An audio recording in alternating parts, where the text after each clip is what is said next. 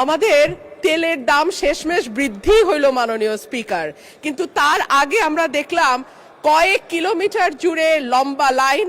আমরা দেখলাম মাঝরাত পর্যন্ত ড্রাইভাররা দাঁড়িয়ে আছে, তারা তেল পাচ্ছে না, কিন্তু সরকারের সেই ব্যাপারে কোনো হেলদোল নাই। আশ্চর্য হয়ে লক্ষ্য করলাম মাননীয় স্পিকার, মন্ত্রীরা যখন সংসদে বক্তব্য দেন তখন তারা অবলীলায় বলেন বাংলাদেশে জ্বালানির কোনো ঘাটতি নাই, কিন্তু মাননীয় স্পিকার যখন তেল নিতে যায় তখন দেখা যায় 3 কিলোমিটার লম্বা লাইন। মাননীয় স্পিকার, সরকার সম্ভবত কিছু পদক্ষেপ গ্রহণ করবার ঘোষণা দিয়েছে। তার একটা হচ্ছে মার্কেট প্লেস 7টা বাজে বন্ধ করে দেয়া। চমৎকার সিদ্ধান্ত মাননীয় স্পিকার, তবে মনে রাখতে হবে কেনা কাটা বা শপিং যেটুকু হয় সেটুকু সন্ধ্যার পরেই হয়, তার আগে হয় না।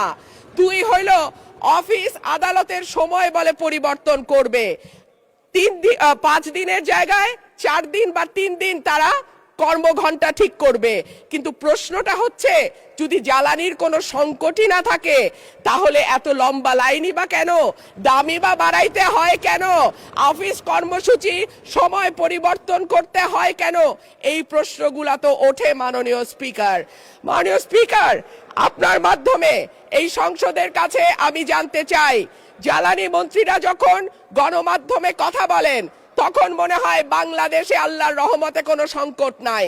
ওনারা যদি পরিষ্কার করে বলেন বাংলাদেশে বর্তমানে কত দিনের অকটেন ডিজেলের মজুদ আছে, কতদিন চলতে পারবে, পাম্পগুলো কেন পর্যাপ্ত পরিমাণ তেল পায় না, তেলের মজুদদারি। ধন্যবাদ মাননীয় সদস্য।